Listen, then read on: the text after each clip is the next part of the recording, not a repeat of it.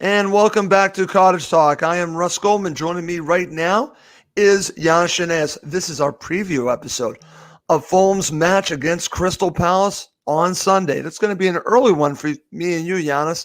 I look forward to that. I cannot wait to really dive into talking about this, my friend.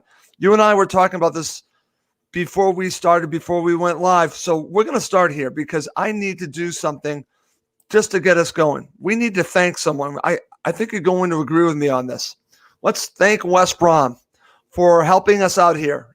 Again, they get a huge victory. Yeah, so let's start here against Brighton. It makes things really tight, and we're recording this a little under an hour for when Newcastle United play Wolves, and we'll have more than one eye on that as well. So far the results have gone our way, my friend. Let's talk about this because this started the day off on a good foot for us.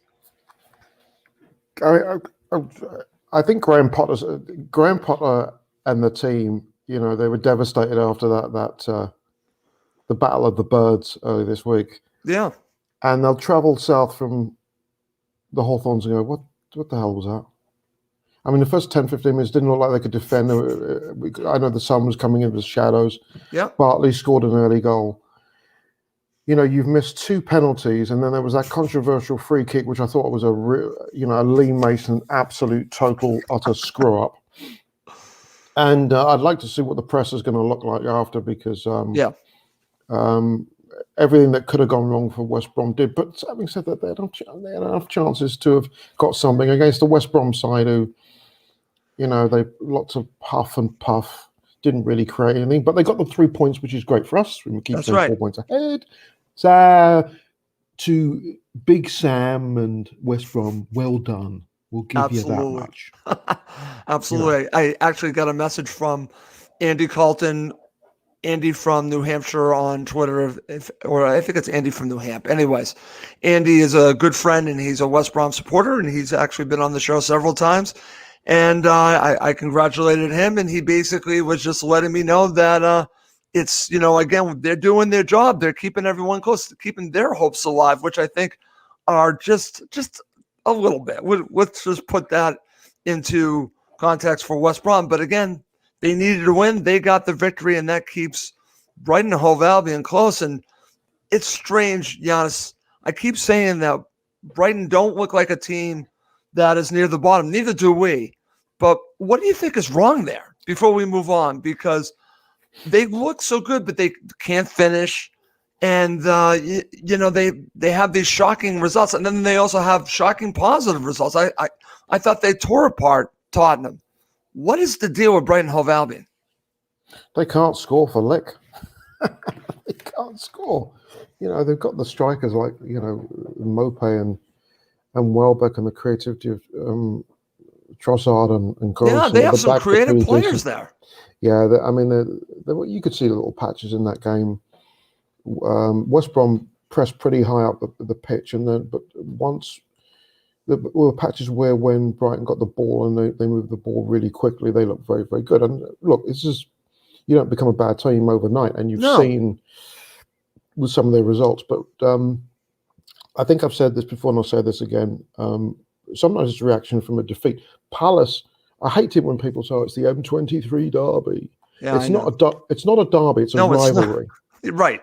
There's a difference. This is the rivalry has gone back many, many years, and I've been at Selhurst Park for a few of those games, and it's very intense. The clubs, for whatever reasons, don't like each other, so you could tell the seriousness of which Roy approached the game. Yep.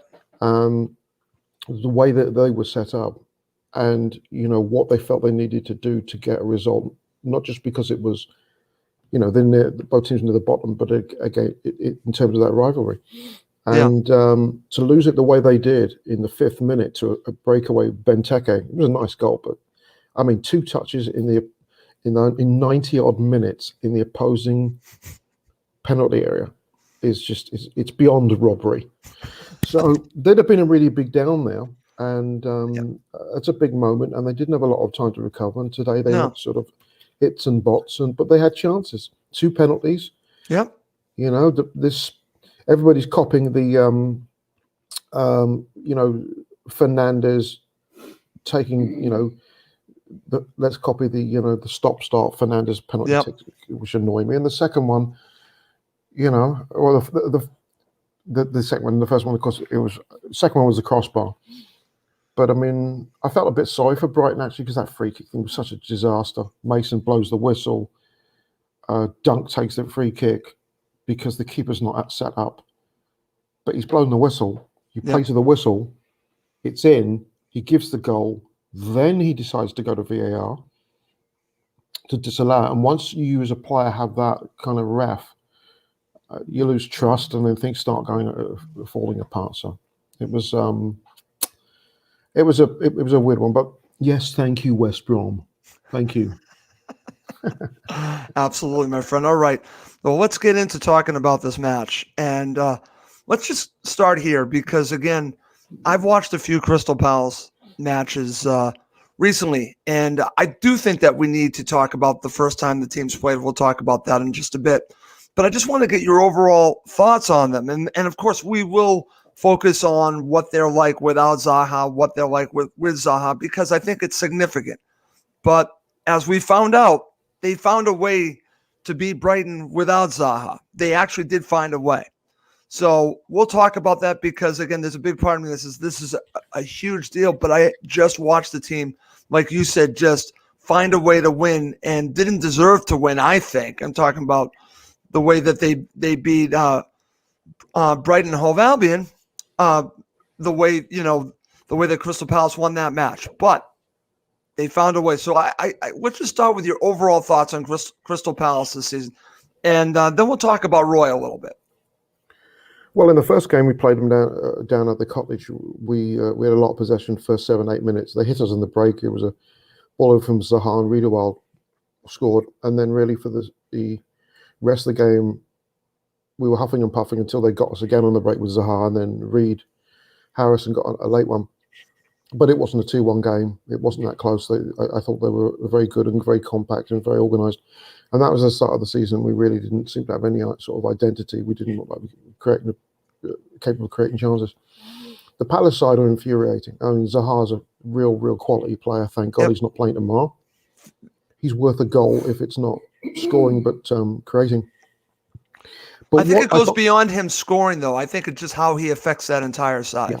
Oh, big time. I mean, you take you take Grealish out of a Villa lineup, you take Maddison out. Sorry, Grealish out of a Villa lineup, Maddison out of a Leicester City lineup. Right. There's a number of teams in this division where if you take one player out, it just changes the whole dynamic. Zaha's like that. So they set up to against Brighton to defend for their lives, and how Brighton have not beaten Palace is much like how Brighton not beaten West Brom today. There were so many chances. Palace were very lucky. And it sort of annoys me a bit because if you look at the players that they do have, they've got a lot of quality. Even if you looked at I was looking at their bench for the bench against Brighton. You can bring players like Van Aanholt on, and Benteke was on the bench, McCarthy, Batshuayi, Scott Dan, who can do a good job at the back. You got all these quality players. And yet you go there to basically defend for your lives for 95 minutes to nick a result. They're what I would say is a typical. The Palace are what I think are the 14th place team. Okay. Every year, where does Palace finish? Team that just again. This is who they are. This is who they are. Okay. And when Roy's 73, do they renew his contract? He comes with Louis. They have a certain identity. I think they actually need a fresh change at the top at the end of the season. Someone like Eddie Howe, I think, would be perfect come in. That's the name. I watched a podcast, and I'll say it on the Fulham podcast, and the gentleman that does a video on Crystal Palace was suggesting they were talking about Eddie Howe, and that sounds like a natural fit for Crystal Palace. And again, what I'm reading, what I'm seeing, what I'm listening to, sounds like the Crystal Palace supporters are pretty much, and again, I'm just going through a smattering of what I've seen, that they're not happy with the style of play from Roy.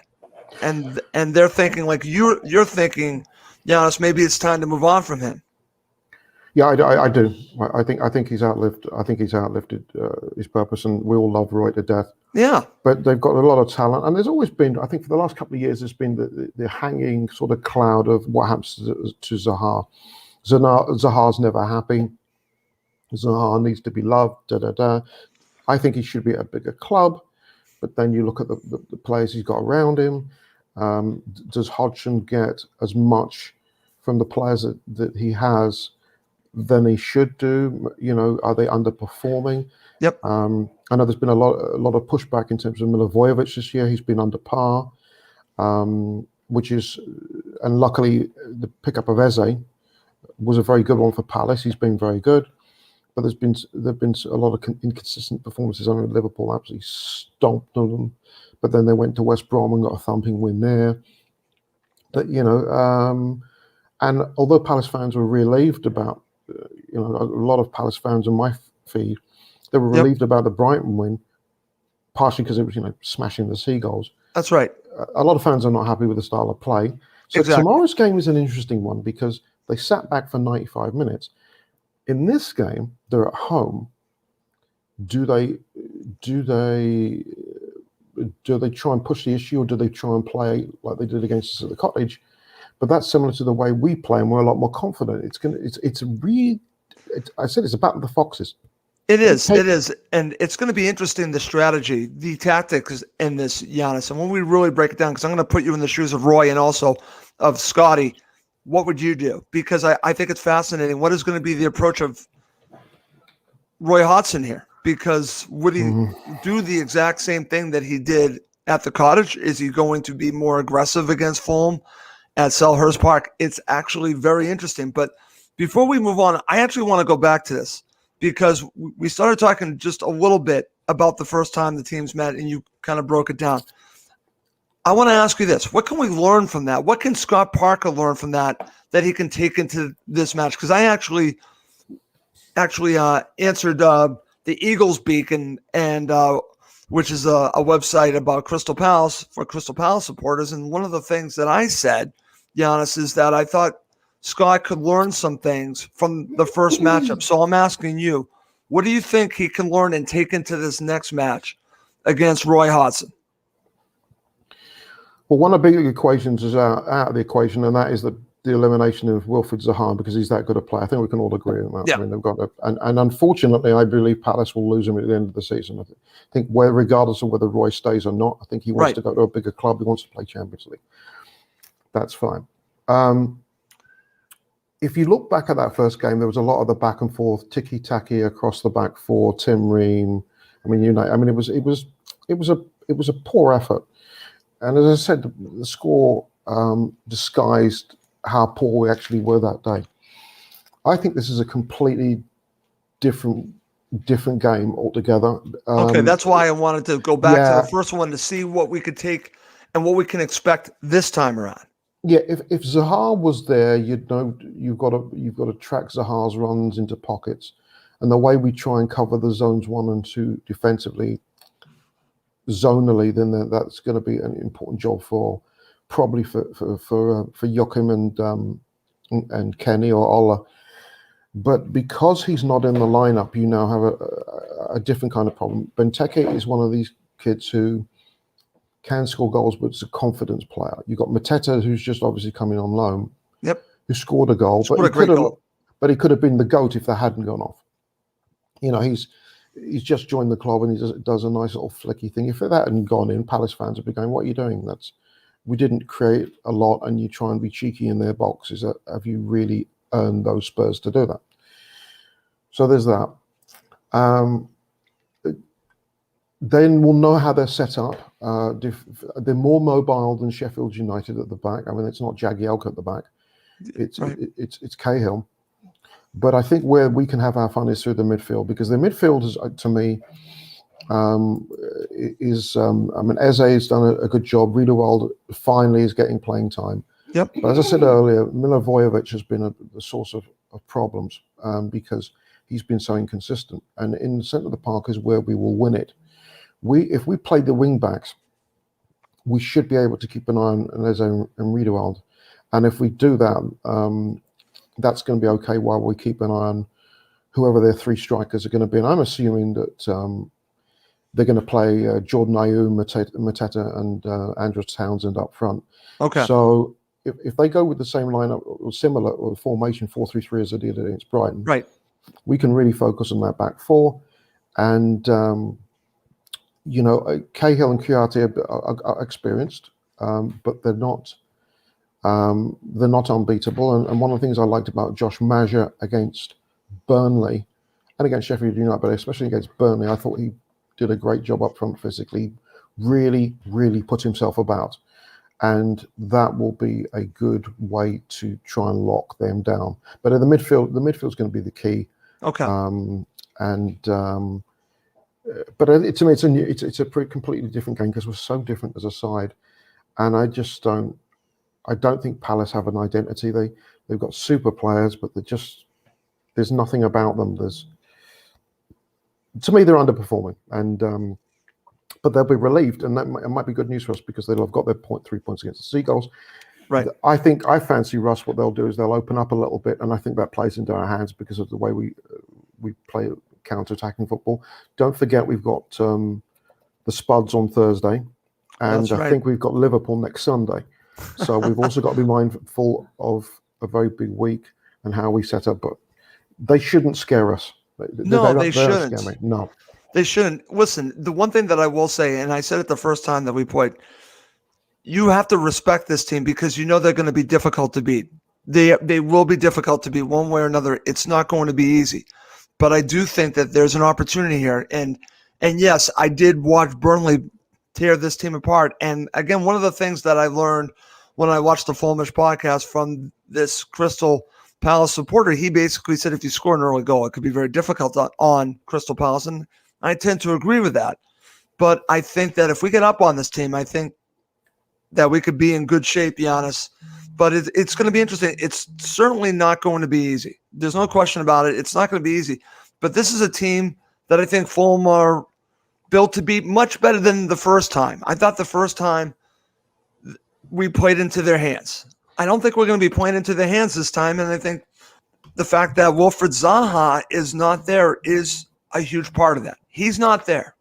Jeffrey Schlupp isn't there. So, again, they do have some quality players. Let's not forget that. And you've been naming some of them, but let's go right here because I think, and I put reportedly. The reason why I always do this is because we're not expecting him.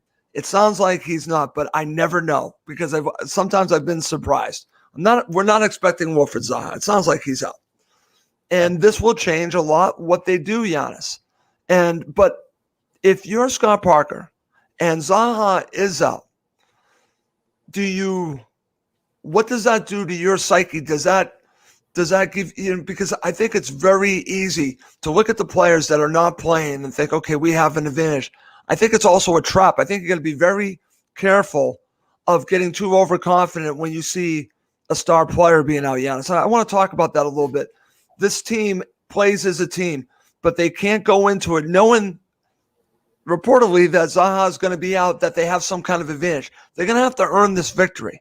And they can't take it easy because Zaha's out, Giannis. I want to get your thoughts on the psyche going into a match without playing against someone that is so important to a team like Zaha.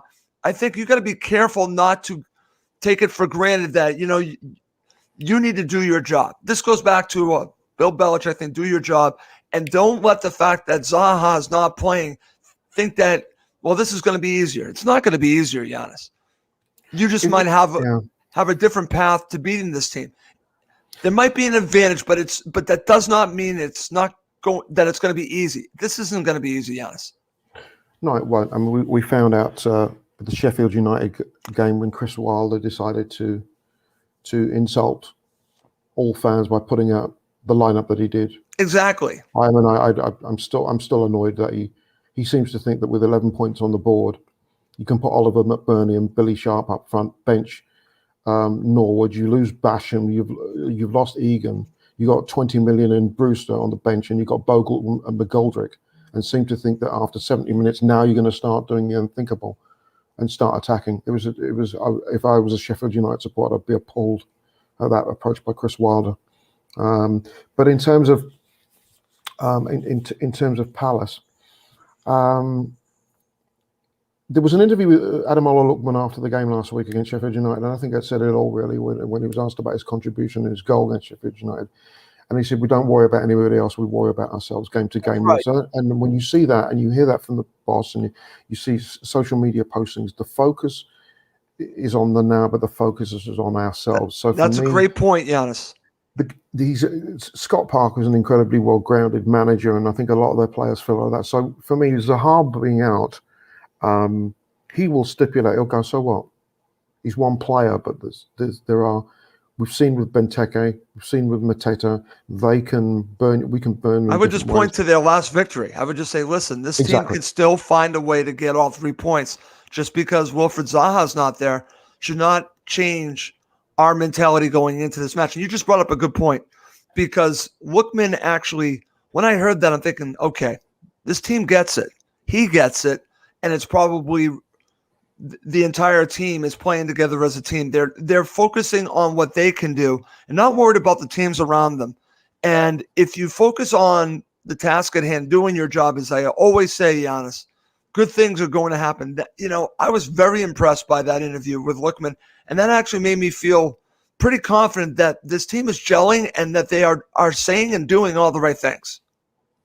Yeah, and let's not forget, Palace did something last week that we didn't do in 2 games against Brighton. That's score. Every 2-0 nils, but you can't disrespect any team in any division, because if you do, then you get bitten on the bum. And so they're pretty grounded, the lads, right now, and they know it's game to game. They've put themselves in a position where they have an opportunity to control their destiny, notwithstanding the results of teams in and around our zone. And they will look at the Palace game, and that they will understand the gravity of their win down at the Amex, the importance of that win.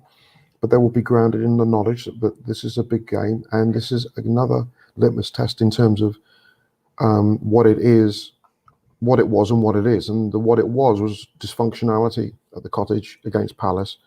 And what it is not forgetting it's a road game again. It's a team that's a lot more confident. Roy has mentioned it after in the presser, the post-match against Brighton. He mentioned Fulham. He was extremely complimentary about how far they've come. Yep. He is taking this game deadly, deadly seriously. But he's not a player. The players will be they'll be full of vim and vigor, and they'll be ebullient about the big win against Brighton. And go, well, it's still Fulham, and early in the season we made it look silly on them. But Roy will be leery of us, and I think if we've got everybody in terra firma, it's a game we should look forward to and feel like we can give a good account of ourselves. And I'm really excited for tomorrow's game, because I think it's going to be, apart from the fact of having to get up early, which doesn't do anything for my beauty. It's going to be a good game, and the battle of the foxes, the young fox and the wily old fox. Yes, and it's going to be fun to watch. I totally agree, and like I said, I'm fascinated to see the approach of both managers, and I think this is going to be a tactical type of match where it'll be dictated how these teams are set out, and we'll see how both sets of players react to it. It's going to be interesting, the approach, like you said. So coming up next, we're going to talk about the key players for both sides. We're going to break down the match, and we'll end with our predictions. Okay, Giannis, let's start with key players for Crystal Palace. I'm looking at it from our perspective. Who concerns you? You've mentioned several of them. So what players are you most concerned about in this match? Well, I still don't know how we didn't get our hands on. I don't know if the Khans made an offer for Eberechi Eze, but we saw him, a fair number of times in the Championship last year. Palace, QPR really loved him, and you can see why in terms of his performance. He's going to be a very good player. He worries me. Riedewald, I think, has been very unlucky this year. He's had a couple of injuries, but he didn't seem to be favoured. And sometimes it's flavour of the month. I look at Inter Milan and Conte, and for the longest time he's not picked out. Or not thinking of Juventus, but he's not picked. For example, Christian Eriksen, and then Eriksen gets a worldie, and then all of a sudden he's playing every game. Riedewald is playing okay up front. Mateta scored the goal. I didn't think he did a lot against Brighton, but I do like Jordan Ayew, and he works very hard, and he provides a lot of speed. So that pushing forward, they have the ability to destroy in the break, but that's not what we saw against Brighton. Against Brighton, it was all hands to the pump, defending, blocking shots. It was do or die mentality. And it's a long time since I've seen a Palace team play with that much desperation. They played like a team that were desperate. I can't see the same approach for tomorrow, but those are the players. Eze, Riedewald and Jordan Ayew, and they've got a decent bench as well. And assuming that Zaha's out, and if Roy says he's out, he said another week, then those are the players I think we should worry about. Okay. Now let's flip it. Let's talk about key players for Fulham. You've already said this. You think the key is going to be in midfield. Yeah. So is that where you're going to focus for key players? I'm thinking, is this a match where we really need to depend on Harrison Reed? Dare I say Ruben Loftus-Cheek? Thoughts on the key players that really need to be firing on all cylinders for Fulham to get all 3 points? You took the words right out, Mark. Those two. I'm really curious to see what Lookman's going to do with Ward at right back. I think he's going to skin him for breakfast. And, one of the biggest things that came out of the Sheffield United game was, that, and I don't think it was talked enough about. It was a superb finish by Lookman, but the ball by Anderson was absolutely sublime. And it took it, from the range that he passed it, and the fact that Lookman had the chest and he took a bit of a deflection, got a bit of luck there, but he's not thought, he just smashed it. Shows that we have the ability to dissect defenses with one pass accurately. Tosin can't do that, but Anderson definitely can. Absolutely. I think the centre midfield is where we can have some fun, because if we go up, against Milivojevic, then I think we're just eating for breakfast, and we're going to put pressure in their fullbacks and definitely in the middle. Cahill's lost a step and a half. Yep. Giata, their keeper, is not a bad keeper by any means. But I think the midfield is where we're going to dominate. I expect us to create chances, and their size pitch, Selhurst Park is maybe a tad bigger than the Cottage. It's pretty tight, so it shouldn't give us a problem in terms of dimensions. And I think Palace tend to play better away from home, like a lot of teams this year, including ourselves. So the conditions are there to put in a good performance, and but I think our midfield are going to be absolutely key. If they get it right, I think we'll have some fun. Okay, and I tend to agree with you on that. Okay, Giannis, we're going to look at it both ways. From Roy's perspective, I'm going to put you in his shoes, not shoes. How does Crystal Palace win this match? And then I'll put you in the shoes of Scotty. I would counter-attacking, because you got to watch what our fullbacks do, because Roy has a lot of speed. He does, and he's got a lot of players who can pass a ball to.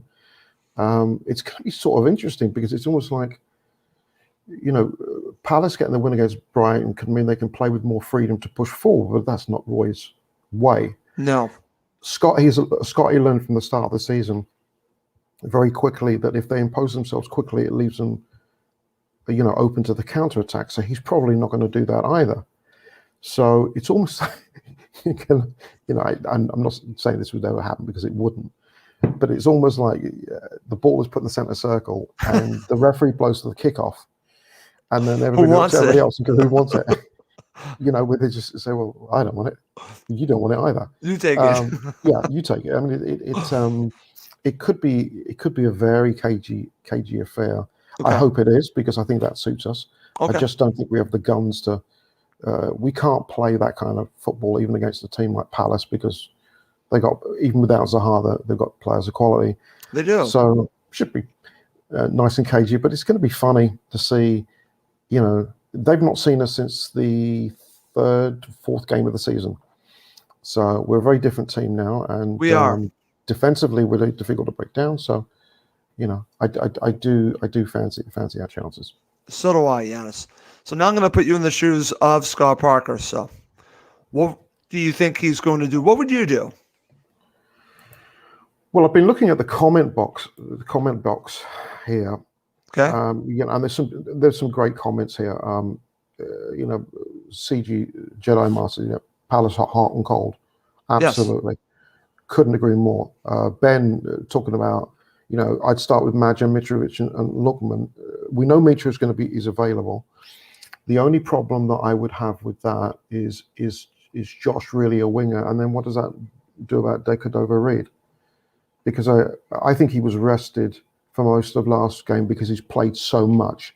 I think I think a lot of it is it's just management, right? It's human management, and our muscles get tired, and you pick up knocks and what have you. Neil talks about Ruben Loftus-Cheek, and I know that Ruben has received an awful lot of stick this year, but if you watched him play for Palace and Loan a couple of years back, he was superb. And he's got, for a big man, he doesn't use his size, but man, he's got quick feet, good feet, skill, does read the game. He just needs to score a goal, Giannis. I think. Yeah, it's almost like things will happen once he scores a goal. I could be wrong. He has a V8 cylinder body, but a 4-cylinder engine. It is. I mean, you look at it and you go, he's got height, he's got size. Yeah. He's a decent runner. He's got quick feet. You go and you look at the body of the athlete and you go, that's a sports car. Absolutely. That's a racehorse. But then he turns it up and it's almost like, at times he looks like a Hyundai pony. And you go, how does that? Why is there no drive there?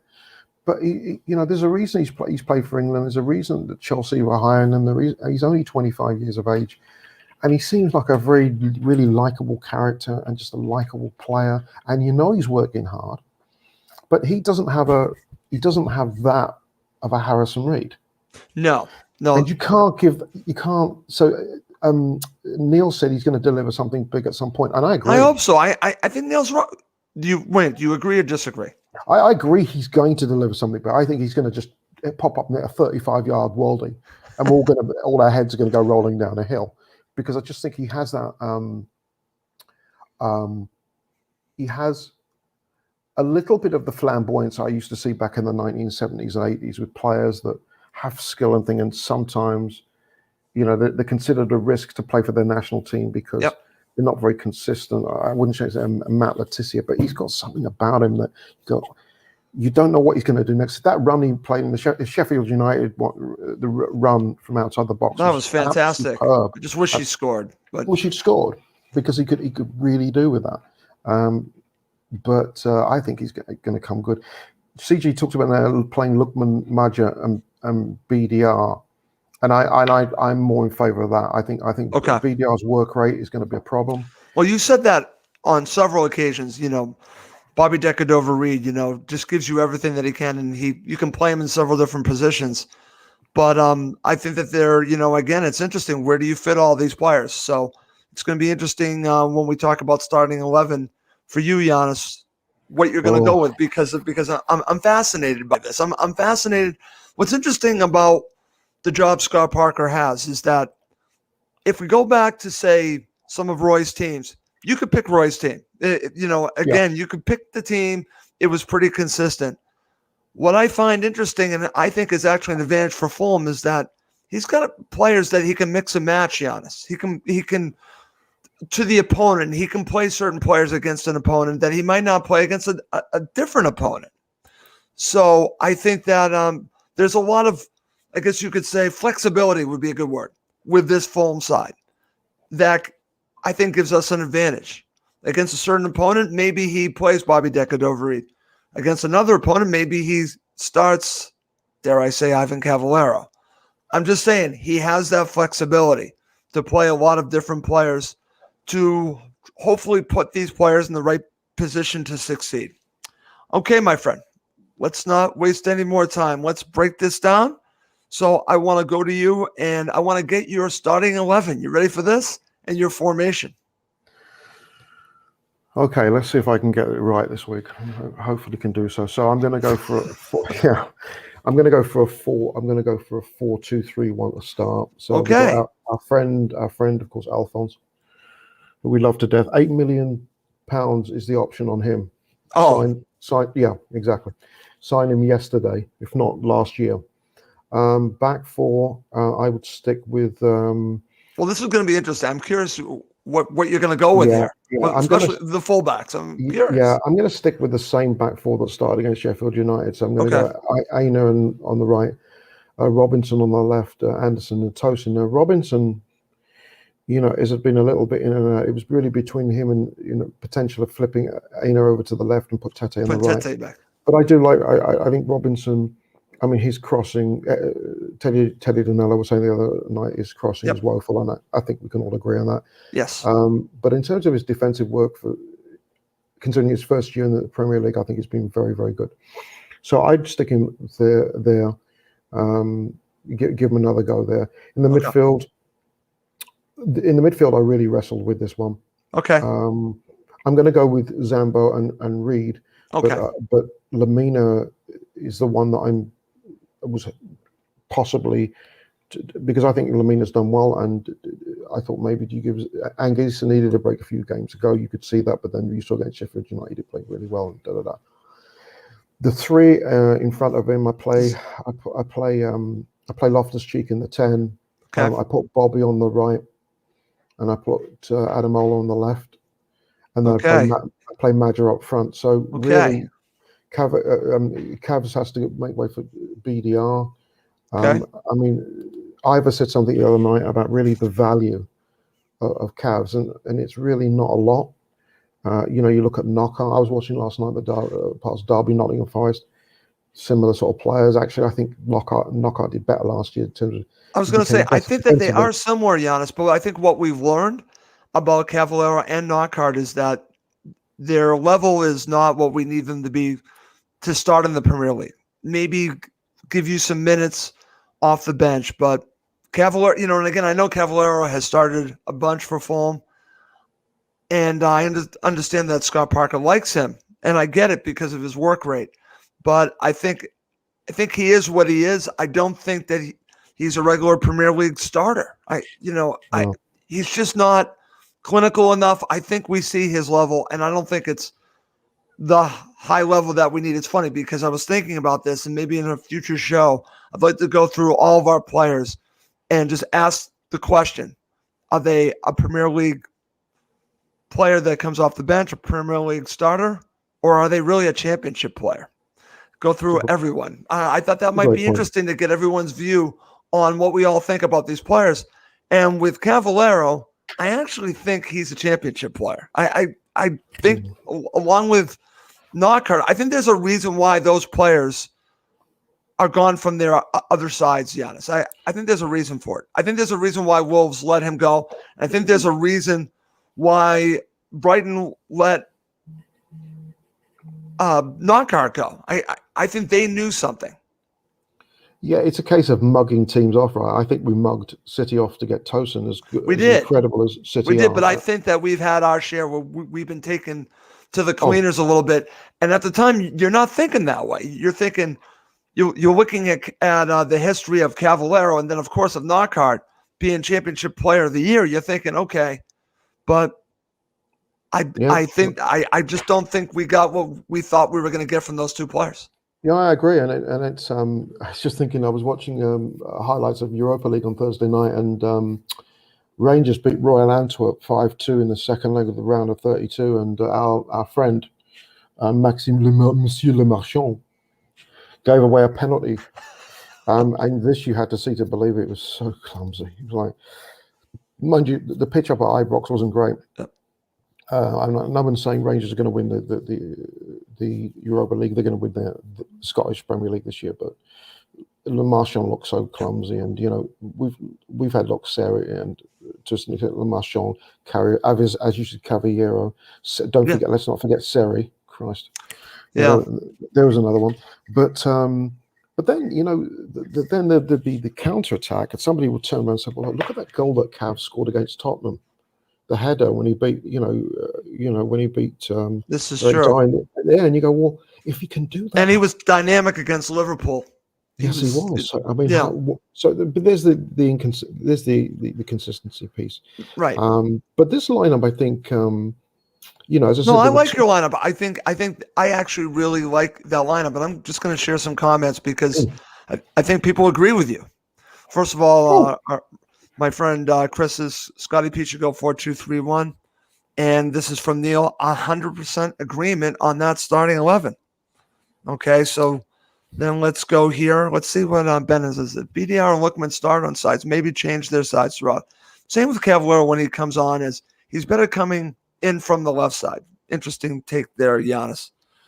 Okay, very good stuff. All right, Giannis, let's finish this up. Let's go to predictions. I've actually already given my prediction to a website, so this isn't going to be a shock to anyone that has seen this. But I'm curious your prediction, Giannis. Give me your prediction for the match. oh my God. Well, the good news is that Mark Lawrenson on BBC predicted we were going to lose. He did. And then, yeah, and he does. But this is the guy that's only once in the last 5 years ever predicted a Liverpool loss. And of course, everybody knows that Lawrence was a Liverpool legend, a fantastic player. He just doesn't fancy us, to be honest. Yeah. That's my cat still in heat in the background. If you're hearing that, I'm going to say I think we're going to win this 1-0. And I mentioned earlier in the show about Zaha. Zaha to me is a 1 to 1.5 goal. I thought that if he was playing, You think it tomorrow, swings it that much? If you were better, we'll put this in betting terms. That would swing the line tremendously the other way just by him not being in there. I agree. I'd say that if we got a draw against the Palace at Selhurst Park with Zaha in the lineup, I'd actually be pretty pleased. I rate him that much. I do. But he's not there. And I thought they were very lucky against Brighton. They can say whatever they were. Brighton right now are hitting.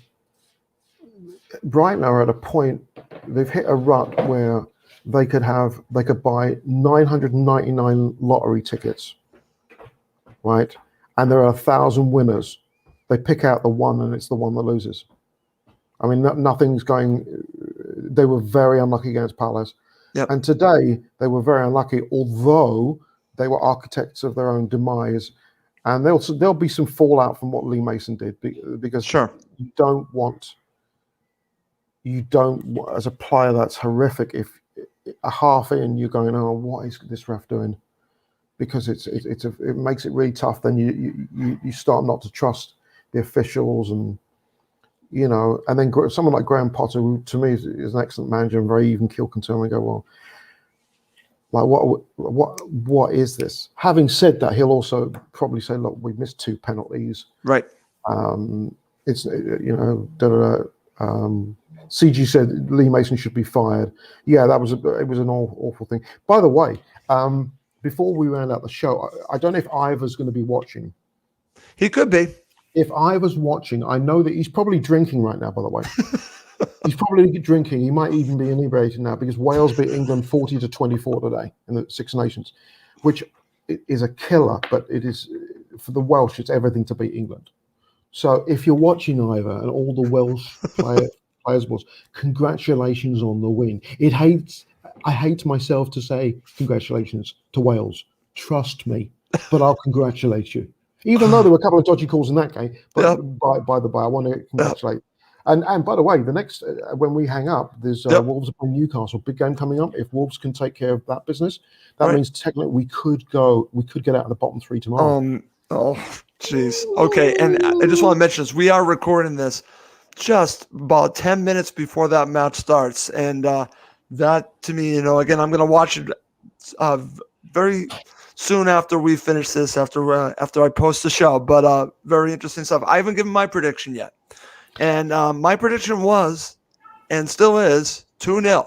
So I'm going 2-0 to Fulham. And I'm going with my friend here. My friend here, I'm with you. 2-0. I made this prediction about 3 or 4 days ago. So I'm sticking with it. I'm not changing my mind. This was before I had the news on Zaha. I feel that Scott Parker will take what he learned from that first matchup, and I think Fulham are going to take it a little bit to Crystal Palace, but they will be wary of the counterattack, Giannis. But I think that we're going to see a positive approach. I don't think it's going to be as cagey as many think. I think Fulham might be a little bit more proactive than normal. Could be wrong on this. I don't think it's going to be like Sheffield United in the first half. I think it might be a little bit like we played against Everton. Now, Everton and Crystal Palace are very different teams.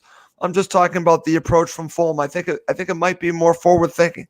We'll see. Or I could be dead wrong and it's a cagey game and it could go down to, that odd goal. I hope it doesn't come to that. It's funny. And I want to mention this because this really irritated me because we're talking about predictions and we're talking about a show that I listen to, anyone in America that has SiriusXM and has SiriusXM FC, which is a great channel for football. It's fantastic. They have some great shows. One is called Counterattack. And they do this segment Friday nights where they break down all the Premier League matches, Giannis. And they then say which matches is your snooze fest. So Charlie Davies, who used to play for the New England Revolution at one point, has played for a bunch of teams. Charlie, you really upset me last night. You picked Crystal Palace versus Fulham as your snooze fest. And I actually tweeted to him and say, you're wrong, Charlie. You are wrong because if you want to look at Crystal Palace, I can see that, but not Fulham.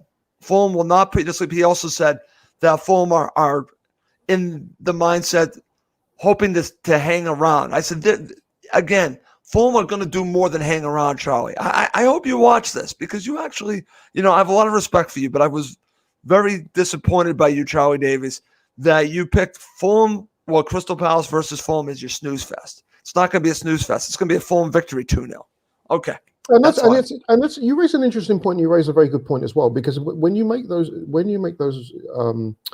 prognostications, predictions, whatever, I think it's really incumbent on the person that makes the judgment, and we're all entitled to at least have seen the team and say, well, we are. But I have to ask, how many matches has he watched?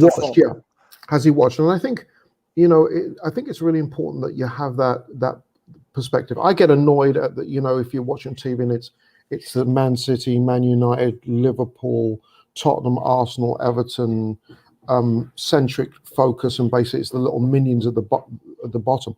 But every team really does have its value. I mean, you look at, say, you could say, okay, Fulham, we've got still have to play Burnley down at the Cottage, and you could say, well, that'll be a snooze fest. But it's right.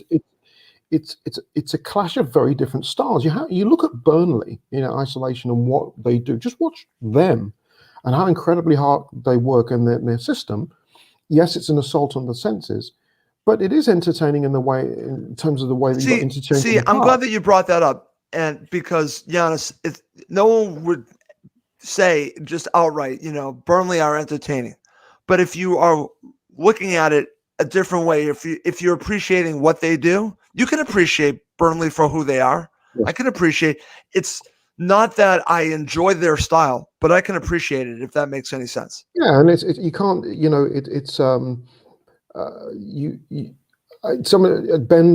CG said Spurs Burnley is just snooze fest. Well, yeah, I can understand in a way because Spurs have so much talent. And you go, why? You've got players like you've got Kane and Son. But see, the problem with Spurs is how they're set up right now. That's the problem, and that's Mourinho. That's Mourinho. That's Mourinho. Whereas Sean Dyche he's on a famous club, but they don't have any money. There's no fans coming in, but he's made he's made them look like a really tough, functional team that work extremely hard, and they will wear you down. That's the way they do it. They're not fussy. They're not fancy. People could say, well, I actually appreciate that. Yeah. I can appreciate, it's funny because even you want to go back and talk about the Roy Hodgson teams that he had under Fulham, it wasn't flashy, Giannis, but everyone did their job. And when they were on the road, they were obviously just trying to play for the point. But at home, he was a little bit more expansive. But again, they were never flashy. No. But I enjoyed the hell out of those teams. I enjoyed those teams. So that's why whenever I see stuff like that, I'm, as someone put here, Ben Lawrence, it sounds like a top 6 glory hunter, Russ. And I would tend to agree with that because, how about some of these matches between these top sides when it's 0-0? how entertaining is that? How much of a snooze fest was that? Okay, so again, sorry, I'm going off a little bit on this, but That's I'm good. listening to this on a Friday night, listening to some talk about the Premier League, and then they're taking a shot at this match, and I'm thinking, and Charlie, and I'm like, Charlie, I guarantee you've not watched Fulham play Everton. Guarantee you didn't see them play Liverpool, because if you have, you wouldn't be saying that. Anyways, That's and by the way, just and to add further fuel to that argument, it's like the prognosticators out there go, oh, look at Marcelo Bielsa, look at Leeds United, they play sexy football. They've just lost their 13th game. that's They have right. lost more games than us. More games Exactly. than us. That's the point, Giannis. I'm glad that you brought that up. And I brought this up in a former show for everyone that talks glowingly about Leeds United. Fulham have less losses than they do. Yes. So what does that tell you? Would you rather be watching Leeds United as a neutral? And again, that's fine as a neutral. But you know what? Honestly, I care about my side. And I would rather watch Fulham because I know Fulham are going to be difficult to beat. And I know that they actually have some talent, hopefully, eventually score some goals. But I like the way that this team plays together. When I watch Leeds United, and again, I just watched the match, they are up and down, up and down. Defensively, they're a mess, but they score a lot of goals, and they look good on paper. They look great on paper. They look great to the neutral. I don't know. Give me Fulham over Leeds United. That's how I'm going to end this show. Give me Fulham. I'll just leave it at Every day of that. every bloody day of the week. Let's wrap. Come on, you Wolves. What? Come on, you Wolves. That's right. Wolves That's right. We're wrapping this up right before a huge match for Wolves, and we're all pulling for Wolves. But that's good for this episode of Cottage Talk. For Giannis Janais, I'm Russ Gomes. Thank you as always for watching and listening to Cottage Talk.